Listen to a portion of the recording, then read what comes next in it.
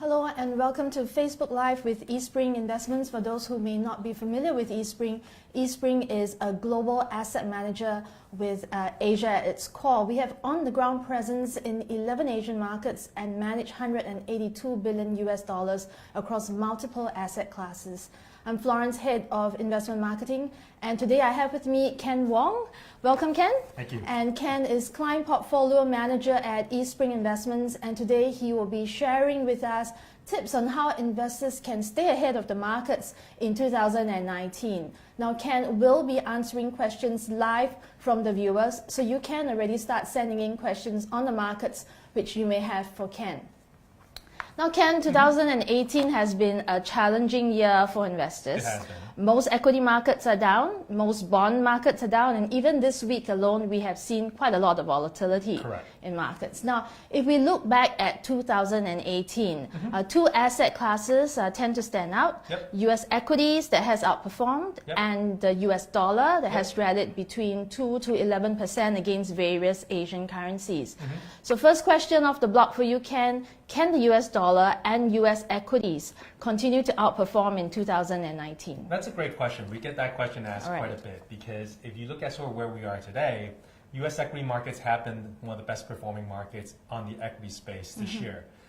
From an overall valuation standpoint, it is quite overvalued because when you sort of look at where we are today, U.S. equity markets today are trading roughly about 3.1 times price to book, and their price to earnings is about 16 times. So compare that with Asia, in which Asian equity markets are only trading about 1.5 times price to book.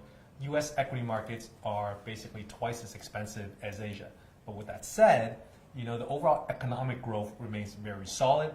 Inflation continues to be, sort of well controlled in the U.S. So as a result, our overall asset allocation team tends to still to be slightly overweight within the U.S. equity markets. But if you look at sort of from a U.S. dollar perspective, the thing is that if the Fed is close to being sort of in a neutral interest rate environment, that means the pace of the interest rate rises in 2019 could gradually slow down. And if that actually happens, that doesn't really bode well for U.S. dollars. And if U.S. dollars starts weakening a bit, what could tend to happen is that some of the assets could flow back into Asian equity markets as well as emerging markets like what we've seen before. And so as a result, if that does happen, then potentially that overweight scenario to the US might actually gradually start to actually switch back into an overweight towards Asian equities in 2019. Right. Ken, you mentioned earlier about the strength of the US economy. So does that mean you're not overly concerned about the fact that the US yield curve is flattening?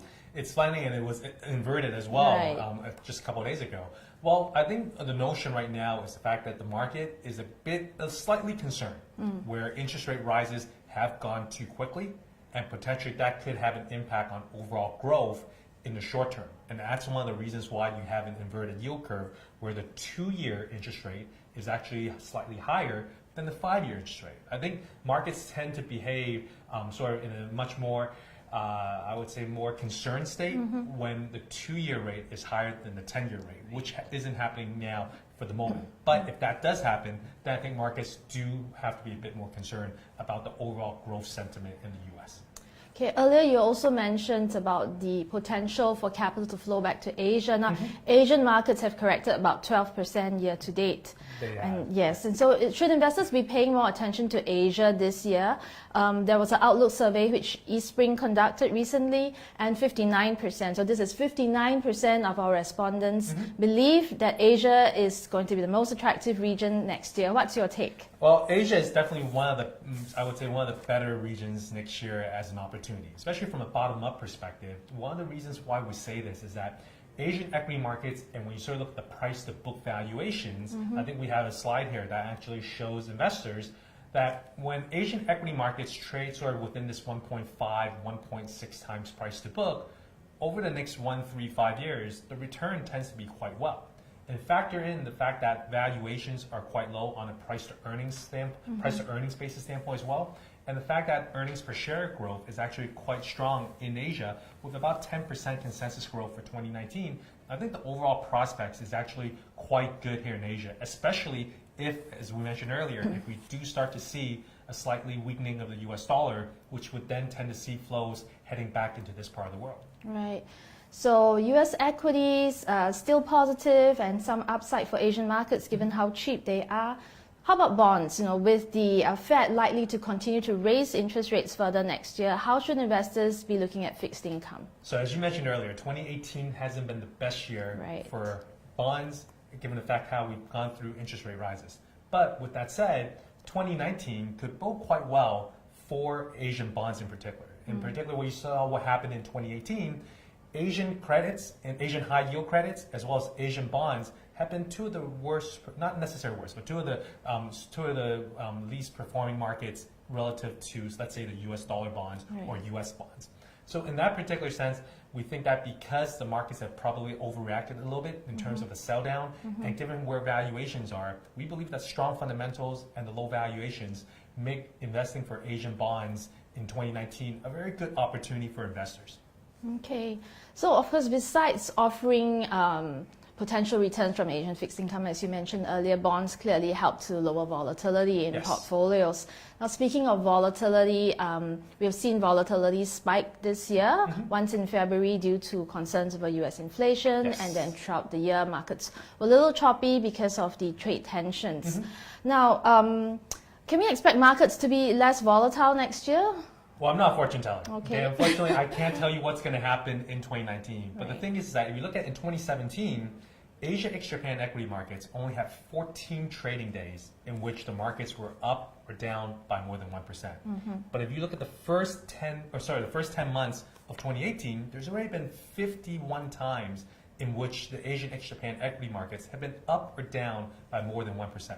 2019, potentially, we could still see quite a bit of volatility because of uncertainty still over trade war, uncertainty over geopolitical risk that's going on. And as a result, investors investing in a sort of a low volatility equity strategy does actually stand to benefit, because when you invest in a low volatility equity strategy, you get bond-like type of risk in terms of sort of the overall sort of standard deviation, what we call standard deviation, but overall risk levels.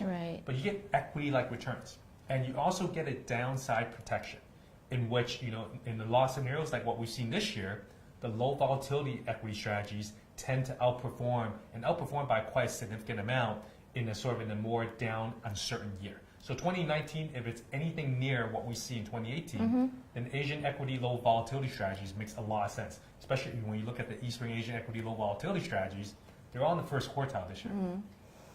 Besides low volatility equity strategy, which you said, you mentioned earlier, gives you equity-like returns and lower risk. How about multi-asset? Now, in the Outlook survey that EastSpring conducted recently, 41% of respondents picked multi-asset as their preferred strategy for 2019.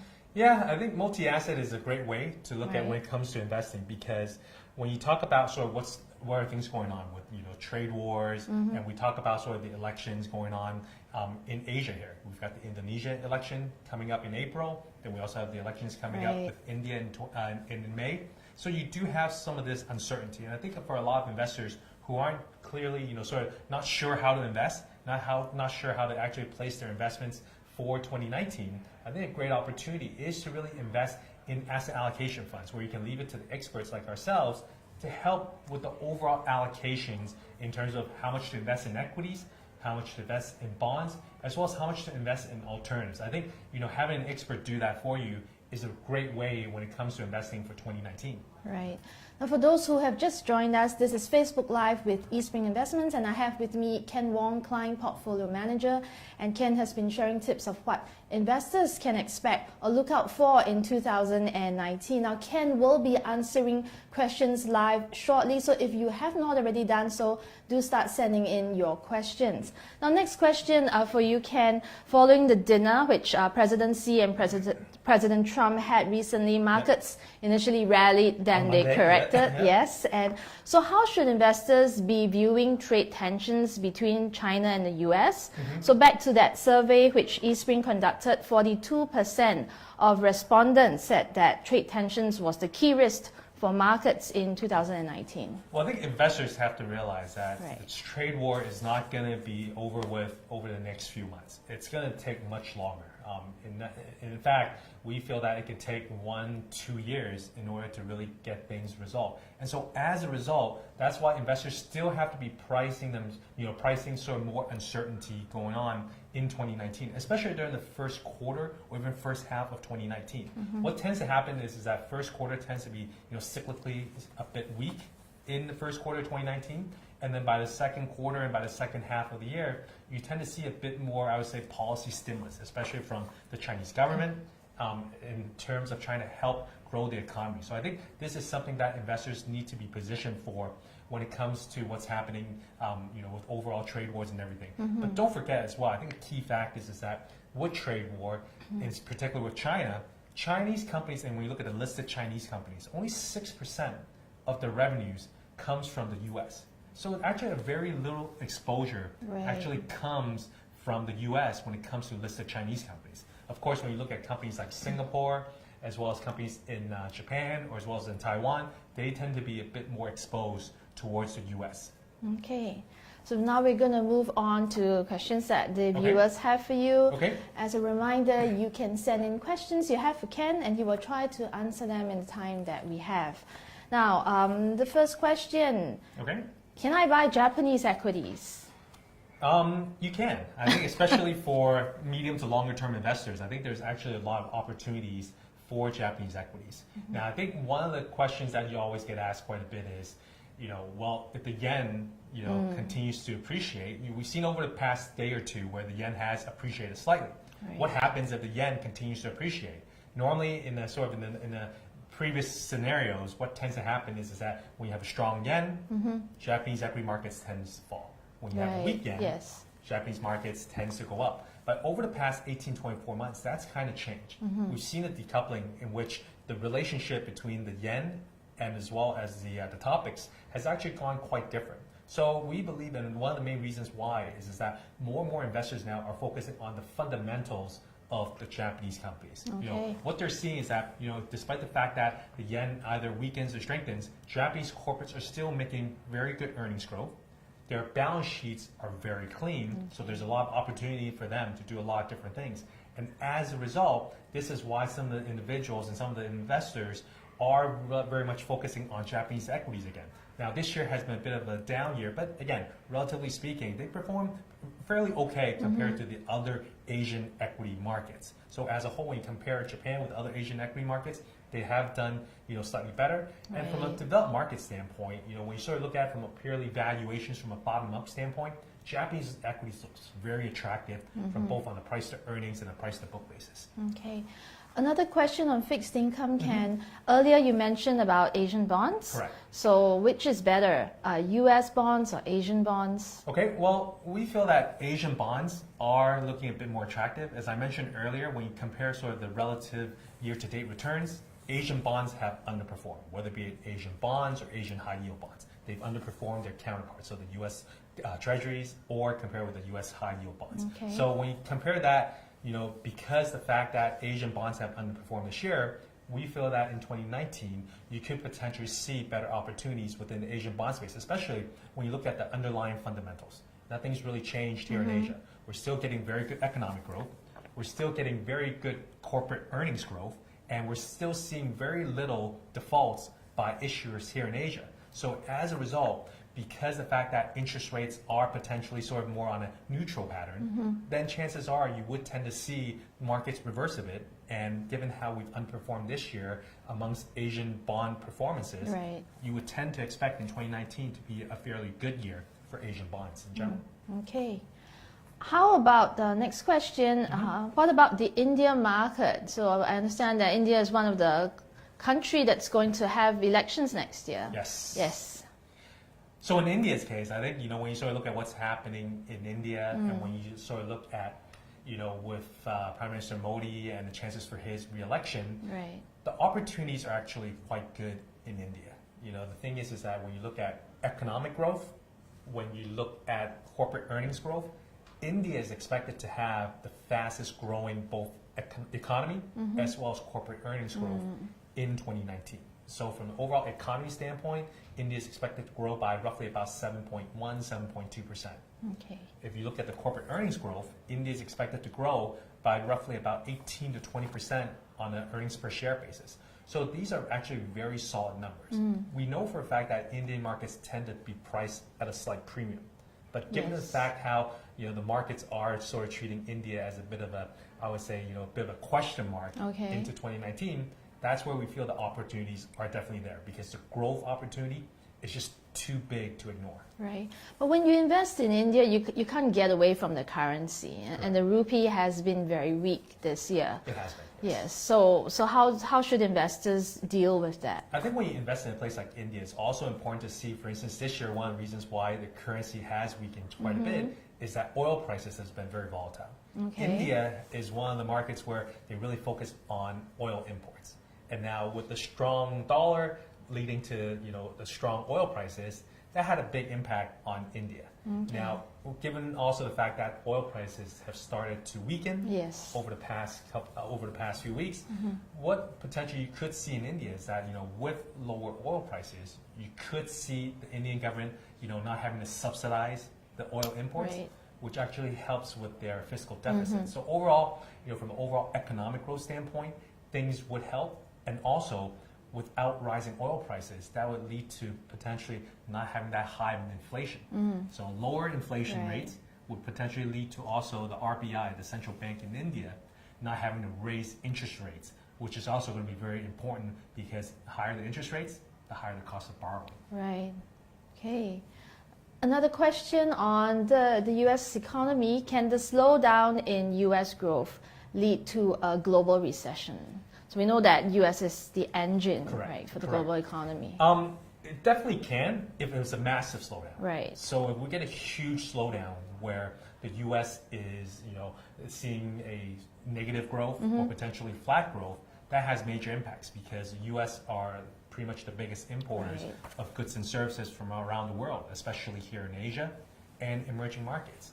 But with that said, that isn't really the base case scenario, because from what we're seeing so far, sort of from a top-down perspective, and what our asset allocation teams are seeing, they see a lot of opportunities right now within the U.S. because economic growth remains very solid, albeit maybe not as a high of a magnitude as what we've seen in the past couple of years, but still very solid growth.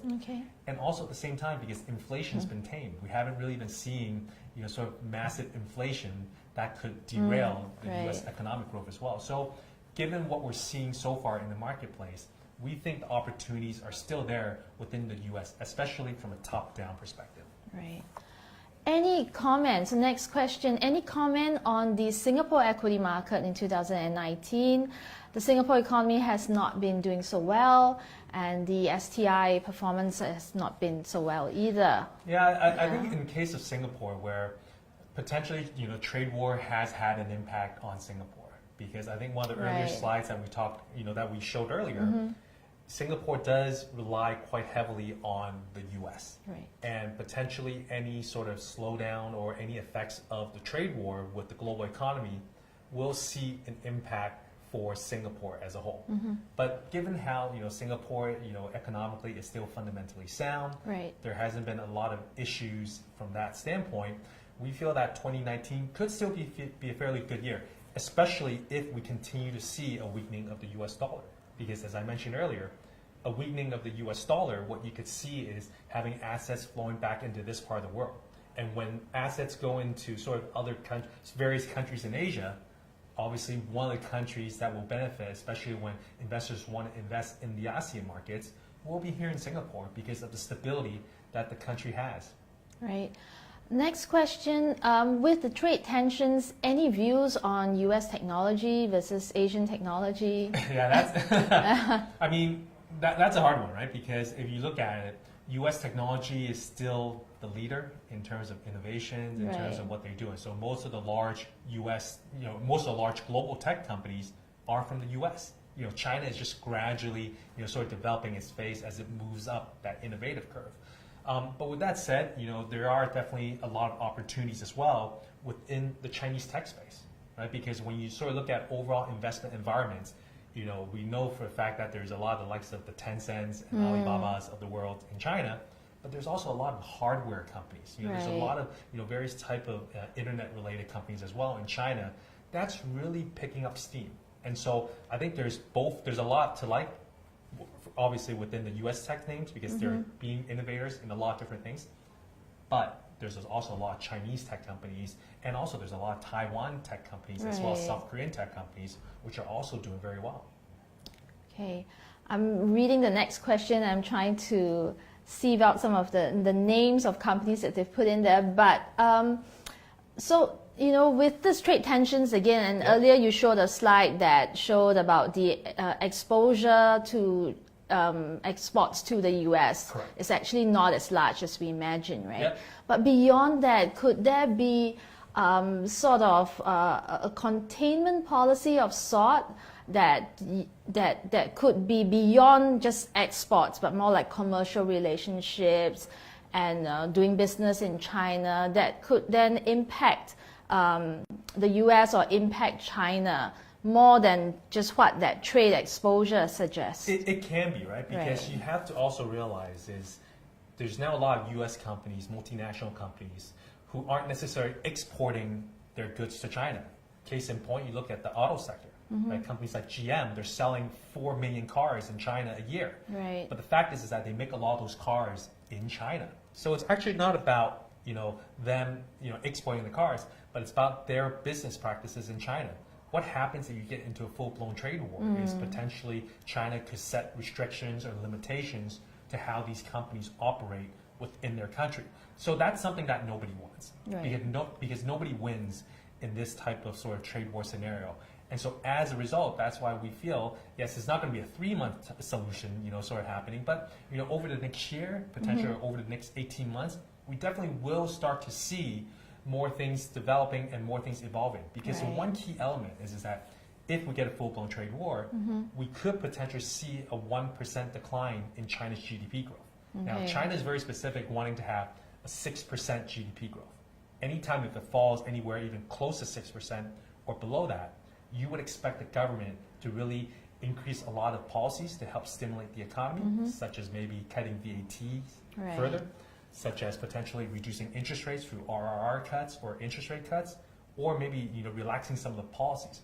But beyond that, they might actually need to do other things as well to help stimulate the economy. So there's a lot of back and forth going on. There's going to be a lot of negotiating, but we feel that eventually a lot of these problems will eventually be solved. Okay, so we've talked a lot about China and the US, so you can't run away from this question. Is it time to buy Chinese equities? And a follow-up question, should I buy China A or China H? I think the answer is yes to all. I think the way you look at it is Chinese equities are very well priced right now. Chinese A shares are trading roughly around 9.6 times forward earnings. H shares, or you look at sort of MSCI China, they're trading roughly around 9.7, so very similar. Right. But the key fact is that when you look at the valuations relative to these markets' historical averages, they're trading well below their historical averages, for one. Number two, when you sort of look at it from the overall grand scheme of things, China is definitely looking much more opportunistic. Okay.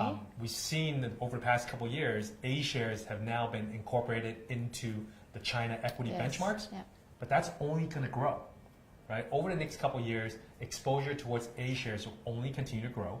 China is already almost 1/3 of MSCI EM, and they're already about 35% of Asia ex-Japan equity market capitalization as well. So with that said, because China is already such an integral part of these various market indices, and with it being only going to grow going forward, the need for investments in China is only going to continue to grow. Right. For those who have just joined us, this is Facebook Live with EastSpring Investments. I have with me Ken Wong, who is Client Portfolio Manager, and he has been sharing with us tips on the markets for 2019. And thank you for the questions. If you have more, or if you just joined us, do send in your questions, and Ken will try to answer them in the time that we have. Now, the next question for you, Ken, is we're moving away a bit from Asia and we're going to Europe. So what is the outlook for Europe? I think particularly because of Brexit, we're reading a lot about Brexit. If you look at sort of from an asset allocation standpoint, we're very much underweight Europe. Okay. Because of the uncertainty that's going on, whether it be Brexit, You've got geopolitical tensions going on right Yes. now. I was in France last week, Okay. and when I was at the Champs-Élysées, there was protesting, and you see some buildings being burned. So over taxes, over tax Okay. hikes, Right. oil tax hikes. And so as a result, there's a lot of uncertainty going on. In Germany, you're going to get a new chancellor. I was also in Italy last week, and then the country there also has some issues right now with how are they going to be able to balance their budget, how they're going to work with the ECB so that they don't fall into sort of another sovereign debt issue like some of the other countries that we've seen in Europe. So there's a lot of uncertainty going on. And as a result, because of all this uncertainty, it's very hard for investors to have very good positive sentiment. Okay. And what's being priced right now in the market isn't, sort of a worst case scenario for Brexit. But more and more, day after day, we're seeing a lot of negative news on Brexit, Right. which could have even a deeper impact for the whole Eurozone as a whole in 2019. Okay.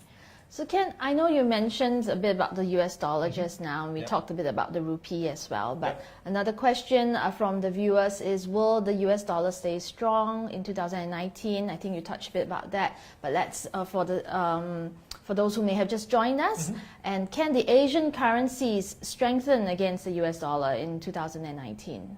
Can it strengthen? Well, I think it all depends on the Fed, Okay. right? And the statement about being close to neutral from an interest rate policy standpoint, I think sometimes the question is, what is It's considered neutral? Right. Right? Yeah. We're close, but how close? They didn't Correct. really state, Yes. Jerome Powell didn't really state Yes. how close are we to neutral. So we know for a fact that the Fed's going to raise interest rates one time this month. Yes. Chances are they're going to raise interest rates probably 2 times next year. Okay. Now, that's what's being priced into the markets. But if we feel, and the market feels, that the Fed is not going to raise interest rates even 2 times next year, then you very well could see a weakening of the US dollar, given the fact that from this year's trough, to the highs of this year, we've already seen about a 10% gain for the dollar index. Okay. And so as a result, you would tend to see a bit of a correction, especially if expectations are for the fact that the dollar will weaken a bit because interest rates are not going to go up as fast. When Jerome Powell had that speech just last week, you already seen how quickly Asian currencies reacted, Right. in Yes. terms of strengthening a bit as a result of that. So I think because next year a lot of people are going to be very closely watching the Fed and what Yes. they're doing. So I think everyone needs to sort of watch out for this particular space because we could actually start to see a slight gradual weakening of the dollar, especially if we are very much closer to the neutral interest rate set by the Fed. Next question. So we did mention a bit about elections, and we talked about India having elections. So India's not the only one having elections next year. There's a number of Asian countries having elections next Correct. year. What do you think could be the impact on markets? Well, from a political standpoint, there could be some impact because the key 2 ones you have Jokowi and sort of in Indonesia Right. going up for re-election in April. Then, as I mentioned earlier, Modi, Yeah. and India as a whole, up for re-elections in May. So I think those are 2 key particular areas. Okay. But with that said, especially in Asia, the overall geopolitical tension isn't as strong or as, I would say, as complicated as what we see in Europe and also in the U.S. Right? We've got a new Congress coming in January, Yes. which could lead to sort of more uncertainties as to what's going to happen with a Democratic House, a Republican Senate working together with President Trump. And of course, as I mentioned earlier, in Europe, you're going to have some changes as well there. So given what's happening in those scenarios, we feel that there's going to be a lot of geopolitical noise, which could continue to lead to sort of volatility. Okay. But I think because markets and investors have already seen how volatilities, sort of how they behave, sort of in 2018, I think investors in 2019 will focus more on the bottom-up standpoint, which is Okay. focusing more on earnings and what the companies will provide in terms of overall guidance for their expectations in 2019. So the first quarter of 2019 is going to be very important because a lot of companies will report their 2018 numbers and then they'll set the guidance for what their expectations will be. And then we will know more clearly whether or not sort of all this geopolitical noise and trade war talks have a direct impact on what companies are feeling their earnings are going to be for next year. Right. This is Facebook Live with EastSpring Investments. If you have questions for Ken, our client portfolio manager, do send them across. Next question for you, Ken, is very simple. Should I buy equity or bonds? Well, I think my initial answer was I think you should buy a little bit of both. Right. That's why having a perfect mix of asset allocation is going to be important. Okay. But to be honest, I think it really depends on sort of the risk profile. Okay. If you're a young investor, there's really no point to really have to buy bonds because you're going to be working for the next 30 or 40 years. You should be buying a lot more into equities. Okay. But for our sort of older audiences, for the older investors who are close to retirement or actually in retirement already, then they're going to need to have a mixture of bonds. I think this year in 2018 has been a bit of an anomaly, right? Because this year, as we mentioned earlier, both equity markets as well as fixed income markets have actually been down. If you look at just the general markets itself. Correct. And so, can we potentially see a repeat of that happening in 2019? Not likely, but again, anything's possible. And that is why having having an asset allocation team, put to work, or you put them to work in terms of what's the right balance of mixture between bonds and equities will be very important in 2019 as well.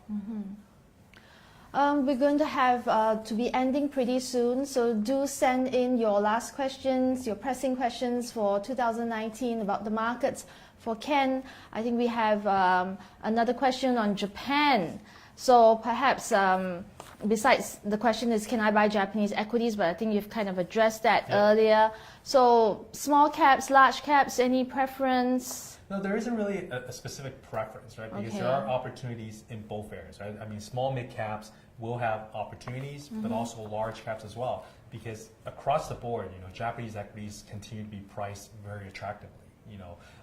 Despite all the previous talks of the three arrows and what Shinzo Abe is doing, right, they're doing a bit more behind the scenes. Right? Okay. I think, and the thing is that the Japanese central bank, the BOJ, and Kuroda-san, he is sort of in a very accommodative policy. Right? What he's been saying is that he's not expecting to tighten policies anytime in the near future. Right now, I think in Japan, the one thing that I think investors want to see a bit more of is whether or not inflation can go above 2%. Right now, inflation is still at that 1% level. There's growth, but still not sort of to a satisfactory in terms of where Japan should be. So I think if we can gradually start heading closer to the 2% inflation target, then potentially, Kuroda-san might be doing a bit more. But even with that said, and with what they're doing on the monetary policy side, there's a lot of fiscal policies that, Shinzo Abe is still trying to do to help stimulate the economy.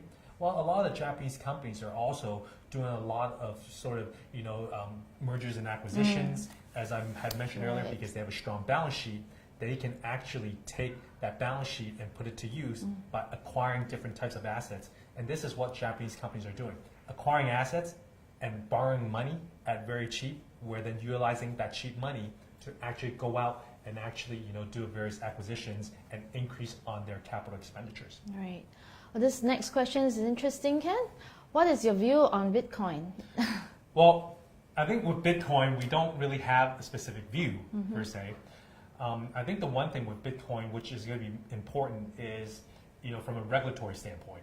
Can you get a bit more of a buy-in from the various different governments and the central banks to actually, I would say, put their stamp of approval on Bitcoin and approve Bitcoin as an actual form of currency? Because we've seen how volatile Bitcoin has been this year, going to 15,000 down to 3,000, 4,000. So it's been very volatile. So it's going to be one of those situations where, unless the central banks really do accept this as a form of currency, it's going to be very hard to form any specific views per se. So investors do need to be very careful, because without sort of more approvals and backings by the various central banks, you're going to continuously see more and more volatility in that particular space. Okay. So we had a question from the Philippines actually just now, and it was about the outlook for the Philippines markets. We must have viewers from the Philippines. So overall, from an economic growth standpoint, the Philippines is looking very good. Okay. They're the second fastest. They're expected to be the second fastest growing country here in Asia, besides India. So India is expected to be the fastest growing, Okay. but Philippines is right behind them. Right. They're Okay. expected to grow roughly about 6.7, 6.8% potentially in 2019. So that bodes very well. This year, because we've had a weakening of the peso, that's had an impact towards overall Philippine equities. But Okay. as we mentioned earlier, if U.S. starts to sort of slow down their interest rate hikes, and Asian currency starts to strengthen again, Right. you very much will expect to see assets flowing back into Asia, as I mentioned earlier, and Philippines is also going to be one of those candidates to see more of that capital inflow because valuations are not too expensive right now, and it has actually underperformed a little bit, and so as a result, this also leads to that perfect opportunity where you have low expectations and low valuations with fairly good earnings growth and economic growth, which leads to a very good opportunity for investors, which investors could see in 2019. Right. So, second last question. This is apparently from someone who must have been following our views quite closely. In 2018, your outlook was Goldilocks economy rather than the bear markets. Yep. So, what's in store for 2019? It could be a bit more of the same. I think when you sort of look at what's happening right now, people are expecting for volatility to go away, and that's not going to happen. Volatility is here to stay, at least for the foreseeable future.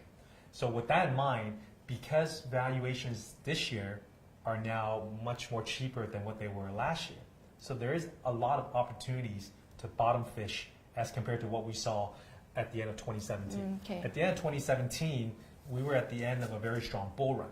And so a lot of the equity valuations and even the fixed income valuations, especially on the high yield credit side, were a little bit expensive. But given the pullback that we've seen this year, now there's a lot more opportunities bottom up to buy up stocks as well as fixed income, especially on the high yield credit side, where pricing is now looking much more attractive today than what they were a year ago. Right. So last question for you, Ken, and for those audience whose questions have not been answered, we will be answering it privately through your Facebook account. So last question, very apt, kind of like a wrap up, key opportunities, key risk for next year. Well, I think investors have to be, sort of more medium to longer term focused, because if you continue to have these volatility swings, it's going to be very hard to time the market. We don't feel investors should time the market and think, okay, I know when it's going to be at the bottom, because it's going to be very hard.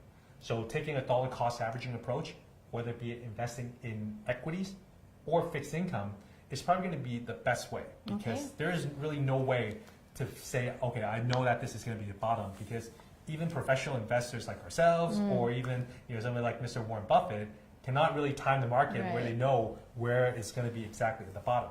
But there are definitely going to be opportunities in both equities as well as in fixed income.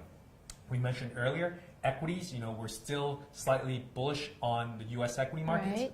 We're very bullish on Asian equity markets, and we're slightly, sort of not as bullish, and we're a bit more underweight towards European equities. On the fixed income side, Asian bonds looks very attractive, whether it be just Asian U.S. dollar bonds, even some of the Asian local currency bonds, and even Asian high yield credits. So in that space, there's definitely a lot of opportunities given the underperformance that we've seen in 2018. Right. Okay. I think we've come to the end of our Facebook Live session. Thank you, Ken. No, thank you. And thank you for watching. We hope you found this session useful. Stay ahead of the markets with EastSpring Investments. You can read more about our 2019 market outlook at eastspring.com, and if you have any questions on EastSpring funds, please reach out to your relationship manager or financial advisor. Thank you for watching.